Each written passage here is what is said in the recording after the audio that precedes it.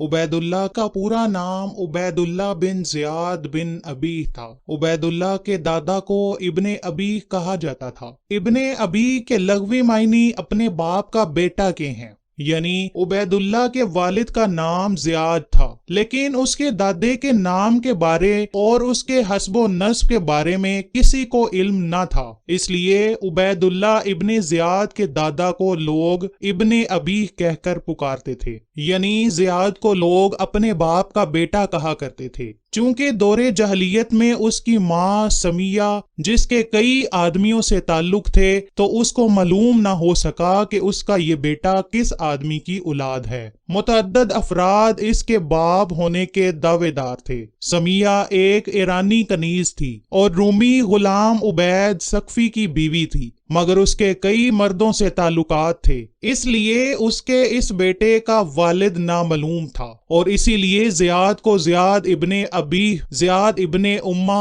اور زیاد ابن سمیہ کہا جاتا تھا۔ عبید اللہ ابن زیاد کی کنیت ابو حزز تھی اور اس کی ماں کا نام مرجانہ تھا۔ لوگ اس کو تانا دینے کے لیے ابن مرجانہ بھی کہا کرتے تھے۔ عبید اللہ ابن زیاد ایک بے رحم، بے باک اور سخت مزاج انسان تھا۔ عبید اللہ کے والد زیاد کی موت کے بعد عبید اللہ کو خراسان کا والی مقرر کر دیا گیا۔ خراسان میں ابن زیاد کو خوب سیاسی عروج ملا۔ ایرانی علاقوں میں اس کے فتوحات کے قصے عام ہونے لگے، یہاں تک کہ ابن زیاد نے بخارا کو شاندار طریقے سے فتح کر لیا، جس کے بعد اس کا مقام حکمران طبقے میں مزید بلند ہو گیا۔ جس کے بعد 57 ہجری میں عبداللہ ابن زیاد کو بصرہ کی حکمرانی مل گئی۔ 58 ہجری میں بصرہ میں جن لوگوں نے اس کے ساتھ بغاوت کی تھی ان سب کو عبید اللہ ابن زیاد نے قتل کروا دیا تھا۔ 60 ہجری میں جب حضرت مسلم بن عقیل کو حضرت سیدنا امام حسین نے اپنا سفیر بنا کر بھیجا تو یزید نے ابن زیاد کی بغاوت کرنے والوں کے قتل عام کو دیکھ کر یزید نے اس کو بصرہ کے ساتھ ساتھ کوفہ کی گورنری عطا کر دی۔ 60 ہجری جب ختم ہونے والی تھی تو کوفہ والے حضرت سیدنا امام حسین کو خوش آمدید کہنے کے لیے تیار تھے۔ موقع کو غنیمت جان کر عبید اللہ ابن زیاد اپنے چہرے پر نقاب ڈال کر کوفہ میں داخل ہوا۔ اہل کوفہ نے سمجھا کہ امام حسین کا قافلہ آ گیا ہے، لیکن یہ عبید اللہ ابن زیاد تھا جس نے کوفہ میں داخل ہو کر اپنی پہلی چال یہ چلی کہ اس نے لوگوں سے جھوٹ کہا کہ میرے پیچھے کچھ ہی فاصلے پر شامی فوج بھی آ رہی ہے جو تمہیں نیست و نابود کر دے گی۔ اگر تم لوگوں نے مسلم بن عقیل سے کی گئی بیعت کو نہ توڑا، لوگ اس کی دھمکی میں آ گئے تھے۔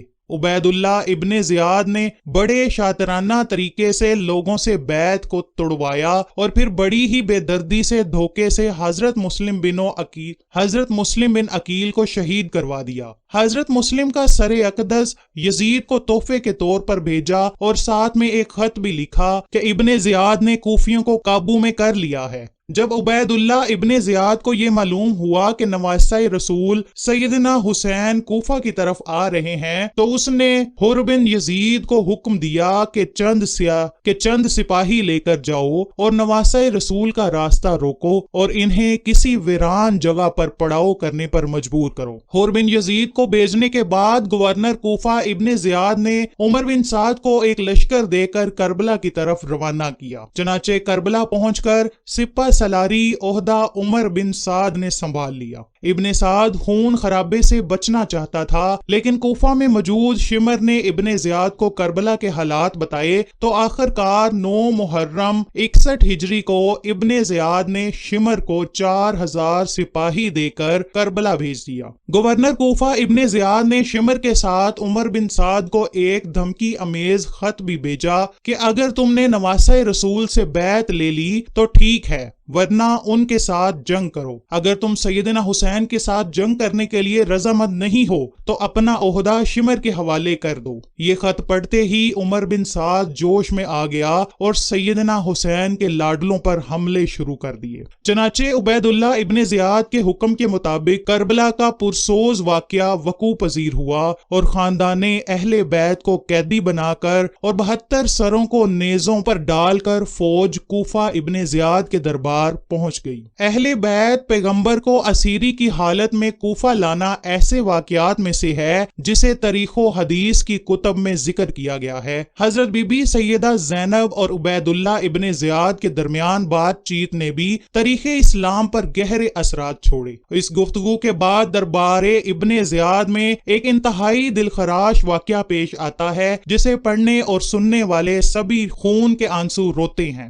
وہ واقعہ اس طرح ہے کہ لعین ابن زیاد کے سامنے جب سر مقدس سیدنا حسین پیش کیا گیا تو اس نے نواسہ رسول کے لبوں پر اپنی چھڑی سے ضربیں ماری۔ صحیح بخاری میں یہ واقعہ اس طرح بیان کیا گیا ہے کہ حضرت انس بن مالک روایت کرتے ہیں کہ میں ابن زیاد کے دربار میں بیٹھا ہوا تھا کہ جب سروں کو گورنر عبید اللہ ابن زیاد کو پیش کیا گیا تو اس نے چھڑی کے ساتھ سیدنا امام حسین کے لبوں اور دانتوں پر چھڑی ماری۔ بدبخت نے سیدنا حسین کی شان میں گستاخانہ الفاظ بھی بولے، ایسا نہ کر، یہ وہی حسین ہیں جو رسول اللہ سے بہت مشابہت رکھتے تھے۔ ایک روایت کے مطابق وہاں صحابی حضرت زید بن ارقم بھی تھے۔ جب ابن زیاد نے مولا حسین کی ناک میں چھڑی ماری اور آپ کے پیارے لبوں پر ضرب لگائی تو حضرت زید بن ارقم روتے ہوئے کہنے لگے، خدا کے لیے اس چھڑی کو ان ہونٹوں سے ہٹا لو، قسم خدا کی میں نے بہت مرتبہ رسول اللہ صلی اللہ علیہ وآلہ وسلم کے لبوں کو ان لبوں پر بوسہ دیتے ہوئے دیکھا ہے۔ ابن زیاد یہ سن کر حضرت زید بن ارقم پر چلایا اور کہنے لگا کہ بوڑھے، تمہاری عقل زائل ہے، نکل جاؤ دربار سے ورنہ میں تمہاری گردن اڑا دوں گا۔ چنانچہ واقعہ کربلا کے بعد یزید کی حکومت تک عبید اللہ ابن زیاد بصرہ اور کوفہ کا گورنر رہا۔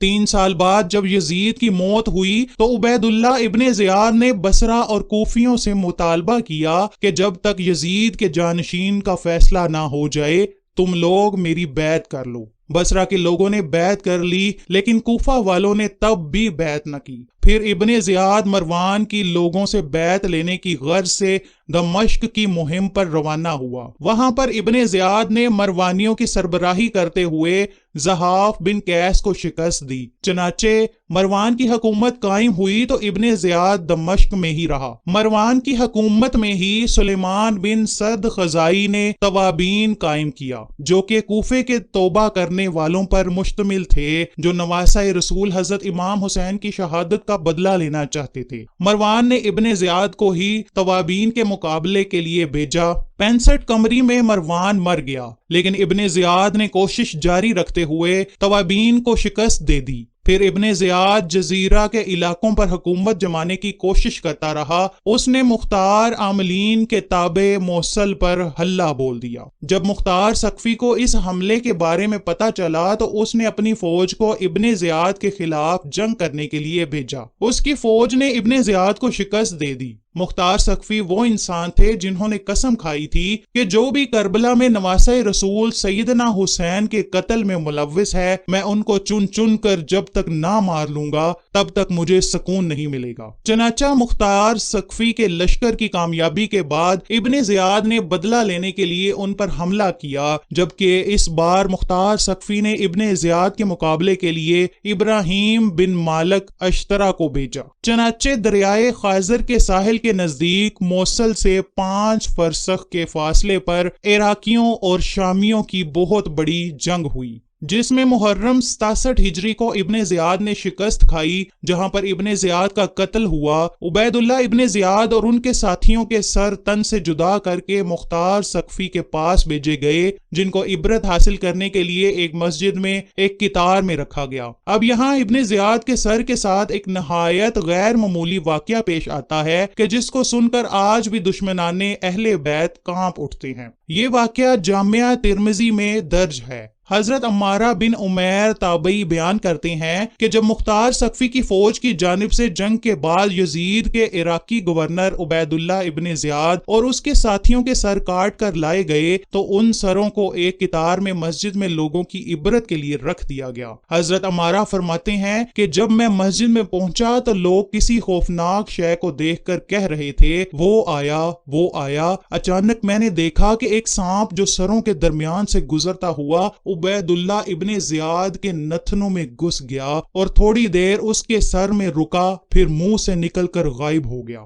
کچھ دیر کے بعد دوبارہ شور برپا ہوا، وہ آیا۔ حضرت عمارہ تابعی فرماتے ہیں کہ اس طرح اس سانپ نے 2 یا 3 بار یہ عمل دہرایا۔ اے اللہ پاک، ہم سے اہل بیت کے بغض کو اور اہل بیت کا بغض رکھنے والوں کو ہمیشہ ہمیشہ کے لیے دور فرما دے۔ ہم نبی آخر الزمان حضرت محمد صلی اللہ علیہ وآلہ وسلم اور ان کی آل پاک پر جان نثار کرنے والے بن جائیں۔ کمنٹ میں آمین لکھ کر دعاؤں میں ضرور شامل ہوں۔